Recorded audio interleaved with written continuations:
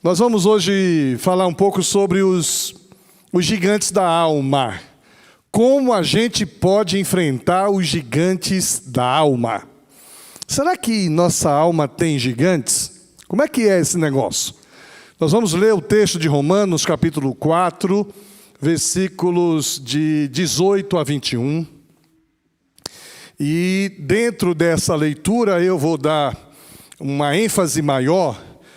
Ultimamente eu tenho lido o texto e dado ênfase naquilo que a gente vai explorar durante a mensagem. Romanos capítulo 4, versículos de 18 a 21, diz assim: mesmo quando não havia motivo para a esperança, Abraão a manteve.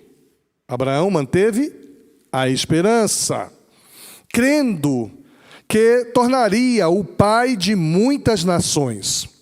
Pois Deus lhe tinha dito: esse é o número de descendentes que você terá. E sua fé não se enfraqueceu. Embora ele soubesse que aos 100 anos, o seu corpo, bem como o ventre de Sara, já não tinha vigor, em nenhum momento a fé de Abraão na promessa de Deus vacilou. Na verdade, ela se fortaleceu com isso. Ele deu glória a Deus. Abraão estava plenamente convicto de que Deus é poderoso para cumprir tudo que promete. Deus é fiel, Deus é poderoso para cumprir tudo que promete. Nós, homens, somos falhos. E alguns de nós faz promessas que não deviam fazer. Alguns de nós fazemos promessas confiando que a gente vai ter condições de cumprir. Por isso Tiago faz algumas advertências para nós. Não diga amanhã faremos isso ou aquilo, mas diga, se Deus quiser, amanhã faremos isso ou aquilo. Mas Deus tem o controle do universo em sua mão. Deus tem o controle de tudo em sua mão. Deus tem o controle do clima. Deus tem controle das circunstâncias. Deus tem o controle, inclusive, dos outros, de outras pessoas. E Deus tem o controle sobre nós. Por isso, quando o texto diz que Deus é poderoso para cumprir tudo o que promete, nós precisamos canalizar nossa confiança e a nossa fé em Deus. Porque se a gente colocar nossa confiança e a nossa fé em pessoas, nós vamos nos frustrar. Se colocarmos a nossa fé e a nossa confiança em nós mesmos, nós vamos nos frustrar. Porque eu quero muito fazer tal coisa, mas meu corpo já não responde. Eu quero muito fazer tal coisa, uma circunstância me impediu. Isso nos faz pensar que nós estamos em um mundo onde nós estamos travando uma verdadeira guerra. Nós estamos em guerra, e para a gente ser um pouco mais específico, nossa alma está em guerra. Nossa alma está em guerra. Nós lutamos contra gigantes muito maiores do que nós. A gente vê, por exemplo, a vulnerabilidade da nossa pigmentação, da nossa pele. Mesmo sendo marrom provocante como eu sou, que a minha pele é um pouco mais resistente do que a pele daqueles que têm uma pelinha bem clarinha, né? Mesmo assim, se eu encostar sem querer, já cortou aqui. E se eu brincar, pega uma venosa. Então a gente vive em guerra constantemente. O David Jeremias, ele diz assim: em tudo o que aspiramos, está à sombra deles toda nova terra que pretendemos habitar, todo sonho que esperamos realizar. Hoje, os chamados de problemas psicológicos ou emocionais, mas são os mesmos velhos gigantes que nos intimidam como antigamente. E eu, por exemplo, já falei mais de uma vez que nós nunca tivemos tantos problemas emocionais como hoje. Mas o pensamento do David diz que eles são os mesmos. São os mesmos que outrora. O problema emocional de Caim, quando a oferta dele não foi recebida, como a de Abel foi. Primeira família da humanidade, já houve ali um sentimento de ciúme, de inveja, de baixa autoestima. Por que o dele você recebeu e o meu não? Já entra em cena aquelas desculpas que a gente tem, às vezes, hábito de apresentar, né? Por acaso sou eu guardador do meu irmão? Quem me constituiu guardador do meu irmão? Os gigantes que enfrentamos hoje têm alguns nomes complicados. Alguns gigantes do nosso tempo: ansiedade, medo, pânico, orgulho. E olha, o que tem de crente orgulhoso é brincadeira. Tem gente que se orgulha da sua espiritualidade. Eu já contei para vocês, por exemplo, um momento em que um indivíduo foi pregar e quis dizer que a mensagem dele era mais especial do que os outros pastores. E ele diz assim: eu orei de joelhos 15 dias por esta mensagem. Por isso, os meus joelhos estão doloridos. Para que o povo pudesse valorizar a mensagem que ele ia pregar. Orgulho espiritual, vaidade espiritual. Então, orgulho, timidez, impaciência, cobiça, inveja, depressão, lascívia, extravagância, vaidade, vício, preguiça, procrastinação. Isso aqui para mim é um problema. Aí Fátima diz assim: amor, você não vai pegar esse negócio? Depois eu faço. Hoje eu saí de casa, ela falando um negócio, depois eu vejo. Por que depois? Procrastinador, sempre deixa para depois. Né? Está recuando aí, está ecoando minha palavra. Procrastinação, ira. Tem gente que se ira facilmente e tem gente que vive irado. Amargura. Gente, tem crente amargurado. Aqui na igreja nós temos alguns irmãos amargurados, né? É difícil conviver com pessoas amarguradas, que reclamam de tudo. Nada está bom, nada presta. Porque está frio, reclama. Porque esquentou, reclama. Né? Porque o culto demorou, reclama. O culto terminou mais cedo, reclama. Não cumpriu a hora. O pastor falou alto demais, reclama. Está falando baixo demais, reclama. Tem até um melô. O melô do pastor, né, que o meu amigo gravou, assim, tem reiva, muita reiva. Tem o reiva daquele irmãozinho. E aí, tudo que o pastor faz, ele reclama. Tudo que o pastor deixa de fazer, também reclama. Então, antigamente, eu era culpado pelos males da vida de todo mundo aqui na igreja. Graças a Deus temos mais pastores. Parei de ser eu o culpado. Só sou culpado da metade. 25% é o pastor Nildo e 25% é o pastor Vili. Tá certo? Mas ainda sou o culpado da maioria das coisas. E aí a gente tem aqui pessoas amarguradas, maledicentes. Pessoas que falam mal dos outros. Uma vez pregando sobre isso, um membro da igreja disse assim: pastor, mas falar dos outros aquilo que é verdade também é pecado? Eu falei: também é pecado, é maledicência. Quem te constituiu o juiz do teu irmão? Aí eu digo assim, cuida do teu coração. E no gabinete a gente enfrenta muito isso, quando as pessoas chegam assim: pastor, eu vou dizer um negócio para o senhor, o que aconteceu? Eu falei: quem te falou? Eu não posso falar. Então não diga nada.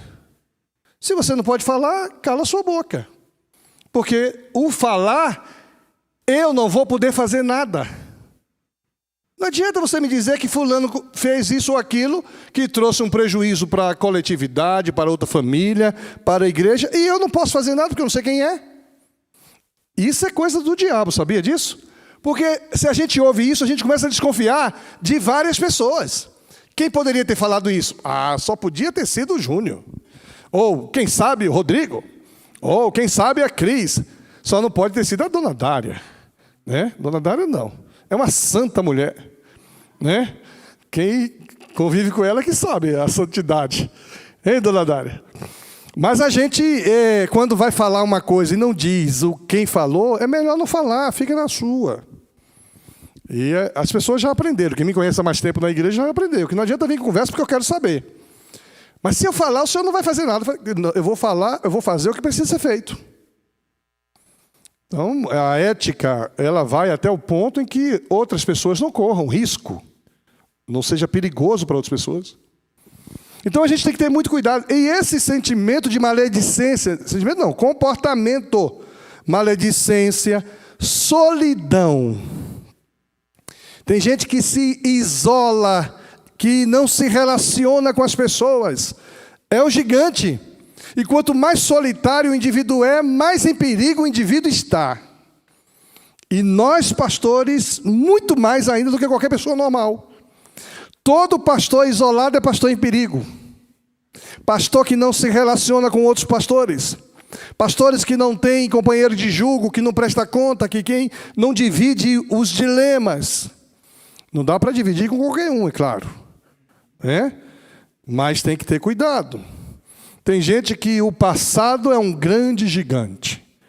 Porque no passado eu fiz o que não devia fazer. No passado eu cometi um erro, um pecado. E tem muita gente que vive com esse gigante que não consegue vencer esse gigante. Outro gigante é a culpa. Pessoas que se sentem culpadas por ter deixado de fazer e por fazer. Às vezes você não vou agir porque eu não quero ser responsável pelo. E às vezes vai ser responsável do mesmo jeito. Talvez pior por não ter feito nada. Então, culpa, o sofrimento, gente. Tem gente que sofre, para nós que estamos do lado de cá, injustificadamente. Por que isso te faz sofrer tanto? Não é razoável isso. Não é razoável o seu sofrimento. Mas para quem sofre, isso é um gigante. Para mim não é razoável, mas para a pessoa é demais. Tem gente que sofre porque o nariz é de um jeito que ele não gostaria. E vai ter que fazer uma plástica para resolver isso. Gasta rios de dinheiro numa plástica. Eu não gasto rios de dinheiro em plástica. Não gasto dinheiro em marca. Não compro nada de marca. Pode ter certeza. Se eu estiver usando alguma coisa de marca, foi alguém que me deu. Mas eu não compro nada de marca. Pelo contrário, não gosto. Aí, pastor, está usando... Não sei nem dizer que marca é. Aqui me deram. Aí tem gente que ama a marca. Não, é porque é muito melhor. Eu falei, será? Eu gosto de comprar coisa barata. Aí eu compro bem. Barata. Né? E alguns dizem assim, o barato sai caro. É verdade. Antigamente eu tinha mania de comprar no chat chinês aqui. E quando eu comprava nos sites chinês, comprava na imagem, um bocado de porcaria. Chegava aqui e jogava fora. Comecei a perder dinheiro com esse negócio. Hoje, a capa desse celular, por exemplo, eu devo ter umas 20 na gaveta. Né? Relógio. Devo ter um bocado aí. Que eu comprei. Né? Esse aqui, por exemplo, eu comprei na China. Aí comprei logo 2. Só que toda vez que eu tenho que ver as horas, tem que apertar. Não presta para mim. Eu vou botar o negócio para fazer assim, para ver se ele... Não tem. Senhorzinho Malta, não. Isso é da nossa época lá. Ó, senhorzinho Malta era brabo. Mas, às vezes, a gente sofre E quando alguém está sofrendo, ele está sentindo a dor dele. Para mim não faz nenhum sentido, essa dor não justifica, eu já sofri coisas piores. Mas cada pessoa reage a cada sofrimento de um jeito. Então, às vezes é um gigante na vida da pessoa o sofrimento por isso, né? Tem gente que tem medo do outro, do homem. Eu ouvi alguém dizer assim, as pessoas têm medo de conversar com o Senhor. Eu falei, meu Deus, eu sou tão brabo assim? Não é brabo, é pela função. A função, às vezes, amedronta as pessoas, né? Então, esses são os gigantes que muitas vezes enfrentamos. E a pergunta que eu faço a você que está aqui hoje é a mesma que eu faço a você que está em casa. Qual é o gigante que tem feito você sofrer? É importante que a gente identifique quem é o meu gigante. Qual é o gigante que tem ameaçado sua vida, sua maneira de viver? De quem é que você se sente refém? Então a proposta de hoje é encarar cada um dos gigantes que citamos, e talvez outros mais que a gente vai enfrentar hoje aqui. Gigantes que às vezes nos amedrontam. Gigantes que às vezes nos paralisam. Que parecem serem invencíveis. Mas antes de combatermos diretamente, nós precisamos lançar uma base para isso. Então preste atenção, porque a base é apenas fundamental para que a gente possa enfrentar o nosso gigante. A mensagem de hoje visa lançar esse fundamento. Eu sei sobre o que eu estou pisando. Eu sei sobre o que eu estou caminhando. Pessoas que gostam de estrada, como eu gosto, gostam de dirigir, como eu gosto, antes de a estrada ficar ruim, ela começa a dar sinais de necessidade de manutenção.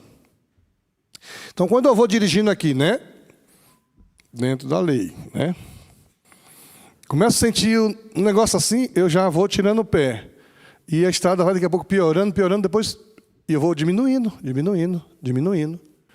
Porque, eventualmente, quando chove muito, aí a gente tem que ter cuidado, porque surge, às vezes, umas crateras que só são bênção mesmo para o Emerson, para o Rogério, que vai consertar a roda, vender pneu.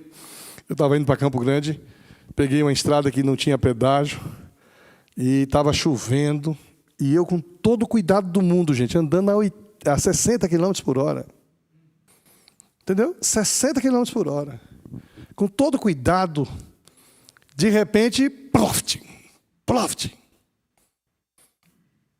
E aí eu encostei para ver o que tinha acontecido. Um pneu tinha furado. E aí, esses carros modernos não têm mais macaco decente. E nem estepe decente, é pneuzinho de carrinho de mão.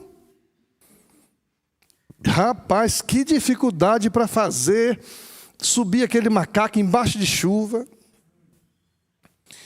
E ali, aquele negócio, aí parou um caminhoneiro de Deus. Aí veio, e aí precisa de ajuda? Falei, rapaz, caí no buraco, estourou esse pneu. Aí ele disse, olha, se você pegar a peça X e botar assim, ó, você roda rapidinho. Eu já tinha gastado quase 1 hora para levantar o negócio e tinha uma forma fácil de fazer.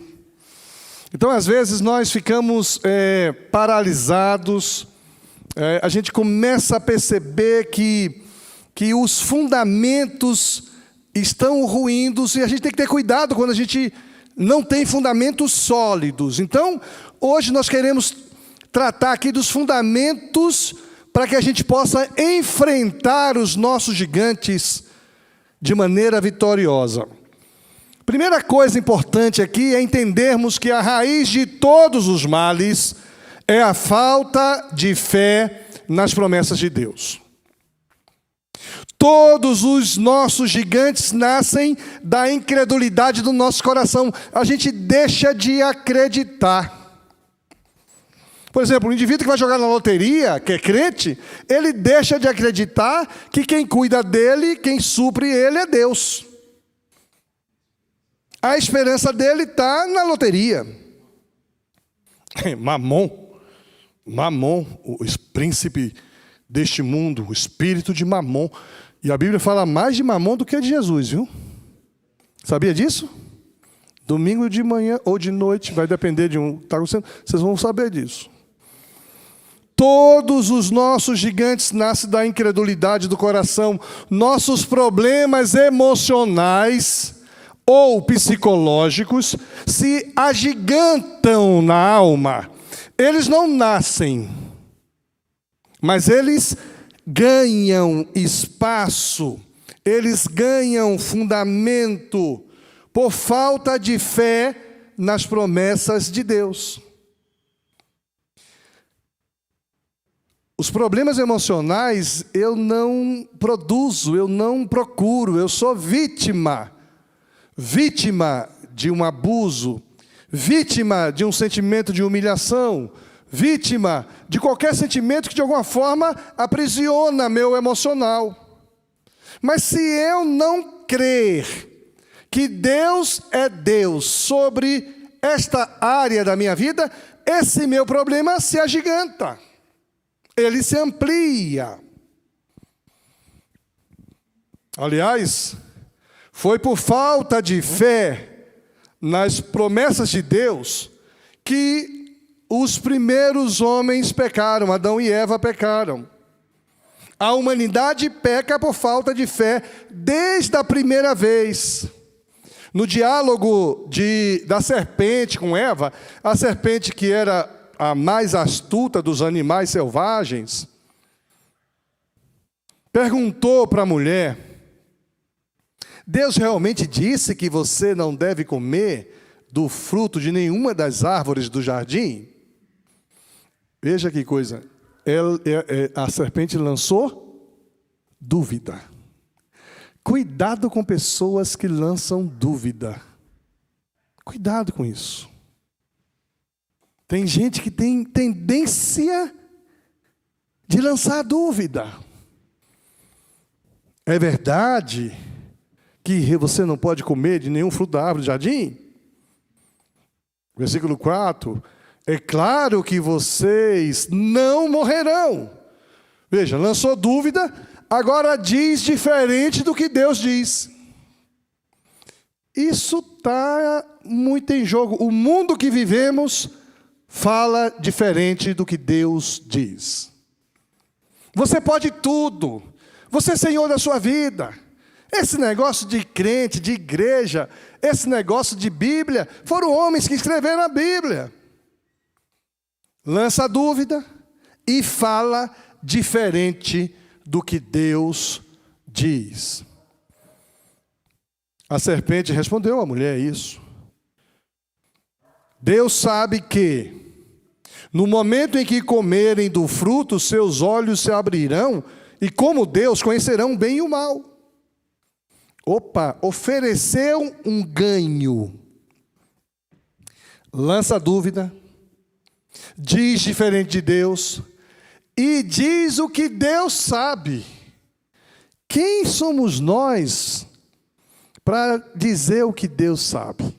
Só se a gente for mensageiro do capiroto. Porque é o capiroto que quer dar uma de entendido. A falta de fé na bondade e na providência de Deus levou o primeiro casal à insubmissão. Pessoas insubmissas, eu tenho muito problema com pessoas insubmissas. Porque para mim, em regra geral, qualquer pessoa insubmissa está com o diabo no corpo. Muito sério isso. E aí a gente às vezes não entende, né? Mas o indivíduo que demonstra insubmissão precisa de conversão. Porque nós temos que ser submissos em todo lugar. Você vai trabalhar amanhã, lá no seu trabalho tem o seu chefe. Ele é chefe e você é funcionário. Você tem que ser submisso. A submissão é o reconhecimento da autoridade sobre. Quando eu reconheço que há uma autoridade sobre mim, eu sou submisso. Por exemplo, aqui na Batista Lindóia, existe 3 autoridades sobre mim. 3. Eu só sou pastor dessa igreja porque eu sou submisso primeiramente a Deus. Segundo, sou submisso à palavra de Deus. Terceiro, sou submisso à congregação, à assembleia. Batista é congregacional. Se eu quiser agora trocar essas cortinas, e aí eu trago na assembleia, a assembleia diz, não, pastor, a gente não é hora de trocar a cortina. Eu vou ficar triste, chateado. Principalmente comigo mesmo. Porque eu não tive sensibilidade de perceber que essa é uma proposta que não fazia sentido nesse momento. Mas eu serei submisso. A igreja decidiu em assembleia, isso, acabou. Pastores auxiliares são submissos em 4 coisas: a Deus, à palavra, à congregação e ao pastor titular. Os ministros são submissos em 5 coisas. Na igreja que eu estou falando, né? E assim a gente vai. Tem gente aqui na igreja que é submissa a 10 circunstâncias. Mas a falta de submissão revela um coração contaminado. Quem é insubmisso ao pai, à mãe, a esposa que é insubmissa ao marido, o marido que é insubmisso a Deus, a Jesus, não ama a esposa como Cristo amou a igreja. Aí Fatinha diz assim: toda mulher é submissa a qualquer marido que for submisso a Cristo e amar a esposa como Cristo amou a igreja. Tem alguns caras que não valem muita coisa. Tem que fazer o discipulado. Tem que fazer o guerreiro. Tem que vir conversar com o pastor.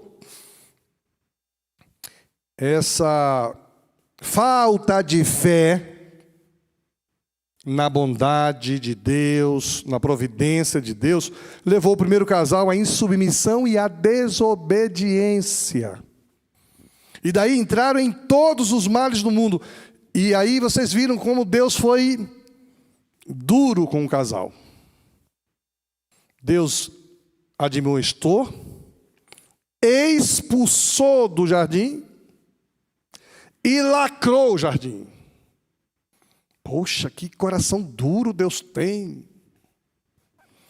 Porque Deus trata a insubmissão e a desobediência com muito rigor. Com muito rigor. Em outras palavras, todos os gigantes que nós enfrentamos na alma, todos os pecados que brotam do nosso coração, são derivados da incredulidade humana. Nós deixamos de acreditar. É falta de fé na bondade de Deus, é falta de fé na promessa de que Deus sempre, em toda e qualquer circunstância, Ele fará o melhor para os seus. E se eu sou dele, Ele está me poupando de algo ruim. Ele está fazendo o melhor para mim. Eu preciso crer que é o melhor para mim, muitas vezes, receber o não de Deus. Eu preciso crer que receber de Deus, às vezes, uma disciplina é o melhor para mim. A disciplina para Adão e Eva foi o melhor para eles. A incredulidade é a raiz de todos os males. Paulo revela isso em 1 Timóteo capítulo 6, versículo 10. Paulo diz assim: pois o amor ao dinheiro é a raiz de todo mal.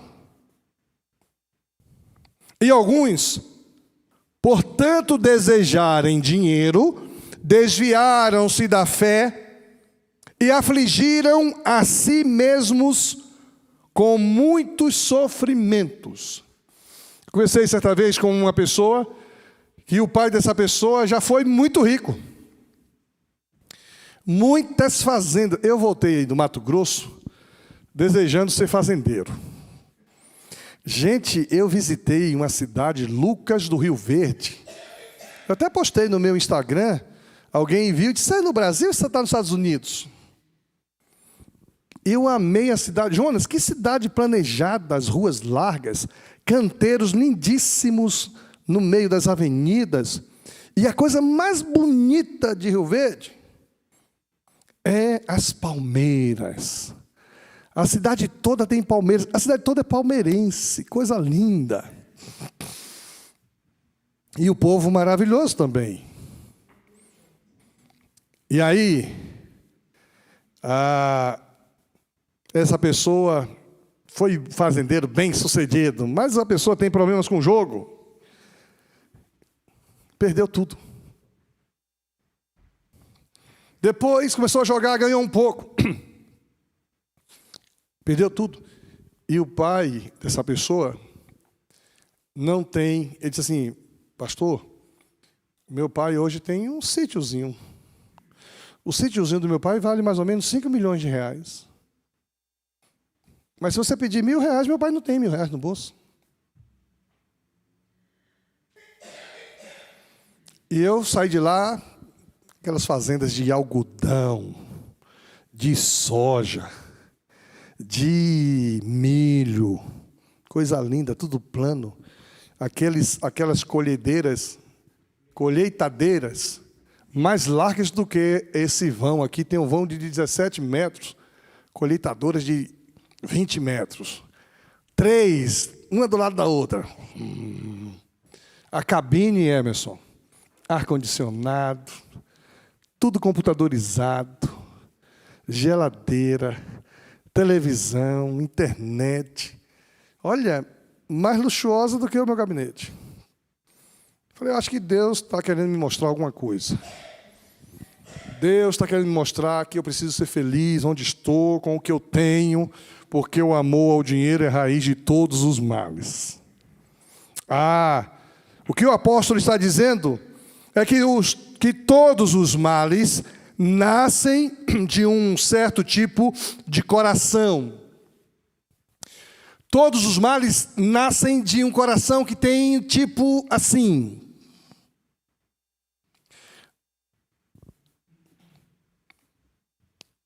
Aquele tipo de coração que ama o dinheiro. Está claro isso? O que significa esse amor ao dinheiro? Não é que a gente ame o papel moeda, a cédula. Não é que a gente ame o aço ou o bronze das moedas. Não é que a gente ame o plástico dos cartões de crédito. Para entendermos o que Paulo quer dizer com amor ao dinheiro e ser o amor ao dinheiro a raiz de todos os males, precisamos compreender o que é o dinheiro. Tem muita gente que não sabe o que é o dinheiro. John Piper, por exemplo, ele vai definir dinheiro dessa forma. Dinheiro é simplesmente um símbolo para os recursos humanos. Dinheiro é aquilo que usamos para obter algo do outro. Eu quero algo de você, eu pego o dinheiro e digo, eu quero isso. Não é Deus que me dá as coisas. Quem me dá as coisas é o meu dinheiro. Eu já ouvi gente assim. Eu falei, você crê em Deus? Creio. O meu Deus é esse aqui, ó. Isso é muito comum no Nordeste, né, Jonas? Os nordestinos ricos. Meu Deus é o meu dinheiro, pastor. E tem gente na igreja que cultua esse Deus.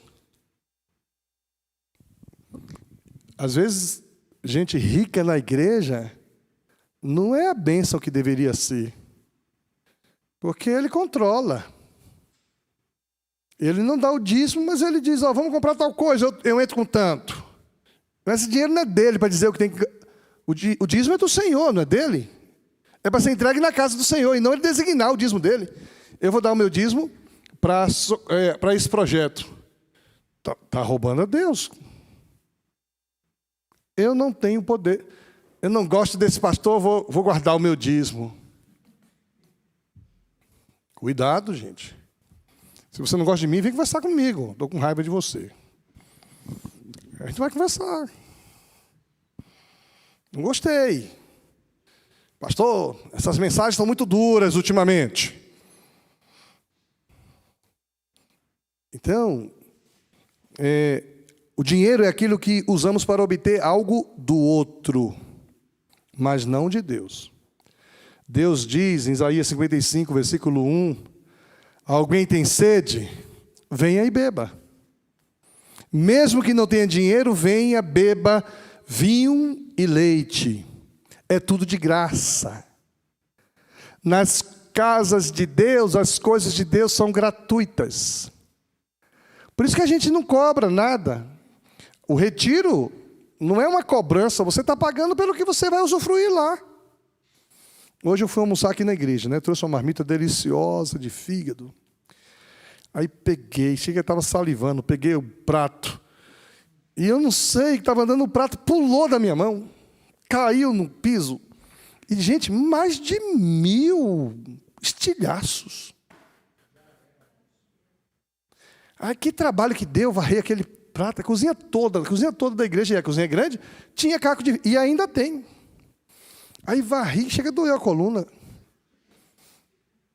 Faz tempo que eu não varro nada, né, pelo jeito. Aí eu falei, vou depositar o valor do prato no Pix da igreja. Falei, mas por quê? Quando a pessoa quebra alguma coisa aí, pastor, eu quebrei a televisão, o senhor veja aí quanto é que eu vou pagar. Eu falei, não, fica tranquilo, meu filho. Por que eu tenho que pagar um prato? Eu vou confessar o meu pecado, me disse aquele que confessa e deixa, alcança a misericórdia. Estou confessando aqui agora, e peguei outro prato, almocei numa boa. Mas as coisas de Deus são de graça, né? Por isso que aqui um batismo é de graça, um casamento é de graça, um aconselhamento é de graça. A cesta básica que alguém precisa de graça, né? O dinheiro é a moeda corrente dos recursos humanos. Até o mundo corporativo, ou o mundo dos negócios, sabe o que é isso. Por exemplo, em outubro de 2012, o HSBC, que ainda existia no Brasil, disse assim, o importante não é ter mais dinheiro, é saber o que ele pode fazer por você. O que o dinheiro pode fazer por mim?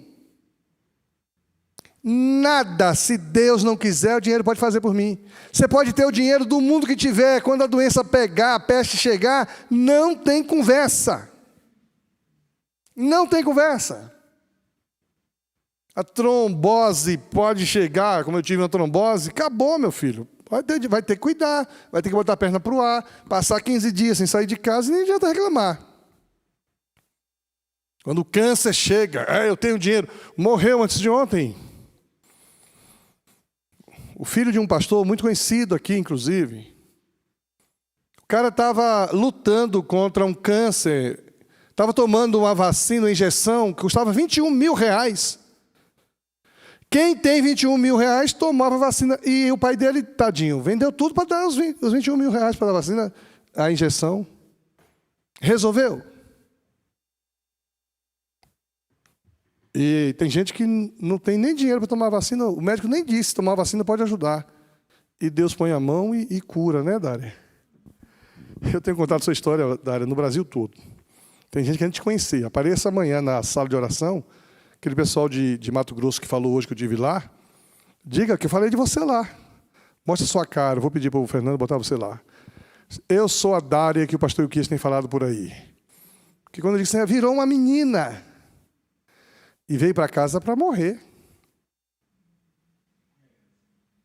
Veio para casa para morrer. Chego na quinta-feira lá, sentadinha, esboçando um sorriso nos lábios.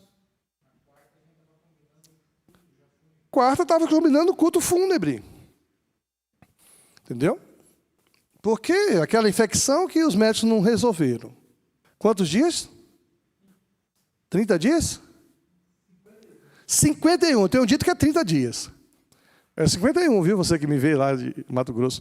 51 dias, gente. Não resolvia nada. Aí eu chego lá, está toda feliz que recebeu alta. Pele e osso. Toda feliz, recebeu alta. E a infecção? O médico disse que já fez tudo o que tinha que fazer. Falei, e vai para onde? Vou para casa. Aí eu falei, irmãos, vamos orar porque ela vai morrer em casa. Vamos orar pelo Jonas. Hein? Porque vai ter muita gente querendo casar com Jonas. Pelo dinheiro dele, viu, Dária? Porque o bicho é o caso sério. Aí eu falei aqui, não dava gravado naquele dia, não tinha culto gravado. Não era gravado, estou falando agora para ficar gravado, para quando eu citar em outros lugares do Brasil, eu disse, veja o culto de quarta-feira que eu falo sobre isso, e ela estava lá. Dá um close na Dária aí, mostra quem é ela aí. Mostra aí para o povo ver, tem que virar a câmera. E naquele dia nós oramos aqui, combinando o sepultamento, Dária, sério. E a única pessoa que eu conheci até agora que foi curada de um câncer de pâncreas foi você. E aí, quando chega quinta-feira, precisa ver, querendo sorrir. Aí eu entrei e falei assim, mas que é isso? Já está assim, Eu estou melhorando. Quinta, melhorando. Sexta, melhorando. E ela começou a cantar, sempre melhorando, sempre... Foi melhorando, não parou de melhorar até hoje. Virou uma serva do Senhor. Está vendo aí a Dária? Está mostrando ela? Deu para mostrar? Deu? Não, vou chamar a Dária aqui na frente, não, que ela fica constrangida. Mas assim, o que eu quero que a gente entenda é que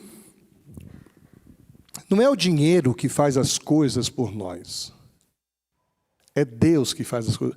Eu já contei para vocês aquela ilustração de uma cidade pequena que tinha um homem muito rico, ateu. E tinha uma mulher, uma senhora muito temente a Deus. O pessoal conhecia a mulher, ela era uma velhinha, ia para a igreja, e a situação muito difícil daquela mulher, a mulher não tinha o que comer, o pessoal espalhou isso por aí. Aí o ateu chegou e mandou colocar, leva essa cesta básica aí, rechonchada, para ela. Quando ela perguntar quem mandou, você diz, foi o diabo que mandou. Aí o servo do diabo fez isso, comprou uma cesta grande, levou, chegou lá, entregou. Ela, muito obrigado, meu filho, que Deus te abençoe, viu? Mas a senhora não vai perguntar quem mandou? Disse, não, meu filho, porque quando Deus manda, até o diabo obedece. E a gente pensa que o dinheiro pode comprar tudo. Lá no fundo, cremos que o dinheiro faz alguma coisa por nós, mesmo afirmando que ele não é importante. Até porque, se não fosse, não haveria necessidade de ter gestor patrimonial. O dinheiro é extremamente importante, mas no fundo, a gente acha que a gente pode todas as coisas com base naquilo que está no nosso bolso. Então, a partir dessa definição de dinheiro, John Piper explica que o amor ao dinheiro é a raiz de todos os males. Não é o dinheiro que é a raiz de todos os males. É o amor ao dinheiro. O coração que ama o dinheiro é um coração que fixa suas esperanças, que busca os seus prazeres, que coloca a sua confiança naquilo que os recursos humanos podem oferecer. O amor ao dinheiro é praticamente o mesmo que a fé no dinheiro. A fé de que o dinheiro vai atender suas necessidades, que o dinheiro vai fazer você feliz. E tem muita gente que tem muito dinheiro e me parece que são muito infelizes. O amor ao dinheiro ou a fé no dinheiro é o outro lado da incredulidade nas promessas de Deus. Nós deixamos de crer nas promessas de Deus. Quem não crê nas promessas de Deus sempre crê em alguma outra coisa e acaba abandonando a fé. 1 Timóteo 6,10. Portanto, desejarem dinheiro, desviaram-se da fé. Desviaram da fé por causa do dinheiro. Abandonaram as promessas de Deus e correram para as promessas do pecado. Por isso que Jesus coloca assim, ninguém pode servir a dois senhores, porque há de amar um e odiar a outro. Não há espaço para dois senhores, dois deuses na sua vida. O amor ao dinheiro é a raiz de todos os males. Ele revela a falta de fé nas promessas de Deus. É a raiz de toda atitude pecaminosa no coração. Então, presta bem atenção. Os gigantes que combatemos na alma nascem da incredulidade.